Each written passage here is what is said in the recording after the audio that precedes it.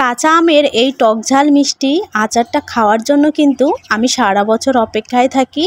এই আচারটা বানাতে যেরকম সহজ, খেতে কিন্তু দারুণ মজা। খিচুড়ির সাথে গরম ভাতের সাথে কিন্তু এই আচারটা খেতে খুবই ভালো লাগে। আপনি কিন্তু ঝটপট কয়েক মিনিট হাতে থাকলেই আপনি বানিয়ে সারা বছর সংরক্ষণ করে রাখতে পারেন, আর বৃষ্টির সময় কিন্তু খিচুড়ি দিয়ে মজা করে খেতে পারেন। আসসালামু আলাইকুম, সবাই কেমন আছেন? আলহামদুলিল্লাহ আমিও ভালো আছি। তো এখানে আমি 2 কেজি মতো আম নিয়েছি, কাঁচা আম। আর আমি অপেক্ষায় ছিলাম যে আমের আটিগুলা কবে একটু শক্ত হবে। তো আমগুলা কিন্তু আমি কেটে নিয়েছি। যে আমটা একটু বড় ছিল সেটাকে 3 টুকরা করেছি, আর যে আমটা একটু ছোট ছিল সেটাকে 2 টুকরা করেছি। আপনারা চাইলে লম্বা করে 4 টুকরা করে দিতে পারেন আপনাদের পছন্দ মতো। আর আমরা গ্রামের মানুষ আচারটা সচরাচর এভাবে দিয়ে থাকি। তো আমি এখানে কড়াইতে পানি দিয়ে আমটাকে আমি একটু ভাপ দিয়ে নেব। ভাপ দিয়ে নিলে কি হবে, আপনারা ভিডিওটা দেখলেই কিন্তু বুঝতে পারবেন।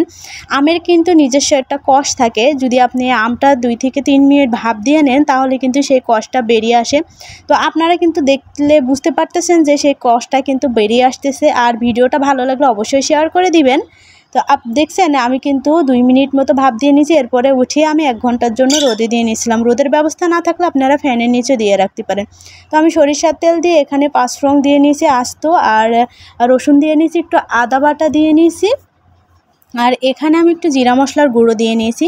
দিয়ে যখন ভালোভাবে এগুলা ভাজা হয়ে গেছে, তারপরে আমি দিয়েছি এখানে কয়েকটা শুকনো মরিচ, একটু এলাচ, একটু দারচিনি, একটু লবঙ্গ দিয়ে নিয়েছি, সুন্দর একটা ফ্লেভার আসবে।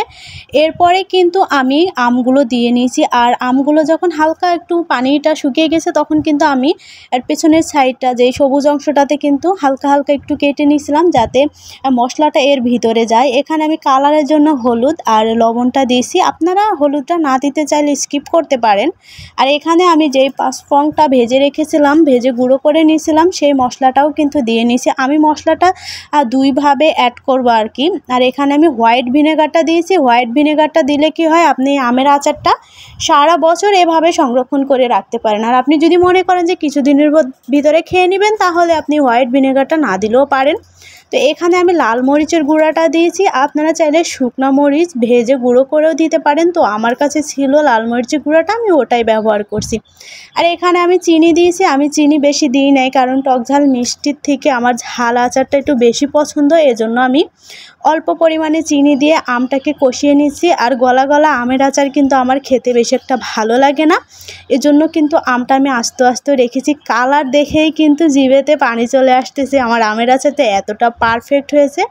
তো আমের আচার কিন্তু হয়ে গেছে। এবার হচ্ছে আমি উঠিয়ে নিই। কে কোথা থেকে দেখছেন তারা কিন্তু কমেন্টস করে জানাবেন আমাকে।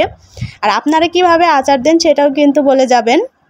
তো আমার কিন্তু আচারটা দেওয়া হয়ে গেছে কাঁচের জারে। এই আচারটা সংরক্ষণ করে রাখা যায়। আর আকাশে প্রচণ্ড মেঘ ছিল, এজন্য আমি কাঁচের জারে সংরক্ষণ করে রাখা সেটাও কিন্তু দেখাতে পারলাম না। তো আমি এখানে কিন্তু আবারও দিয়ে নিচ্ছি যেই 5 ফোড়নটা আমি গুঁড়ো করে রেখেছিলাম। দেখছেন আমার আমের আচারটা কিন্তু বেশি গলা গলা হয় নাই, একদমই পারফেক্ট হয়েছে। আর বললামই তো মেঘলার কারণে দেখাতে পারিনি। সবাই ভালো থাকবেন, আল্লাহ হাফেজ।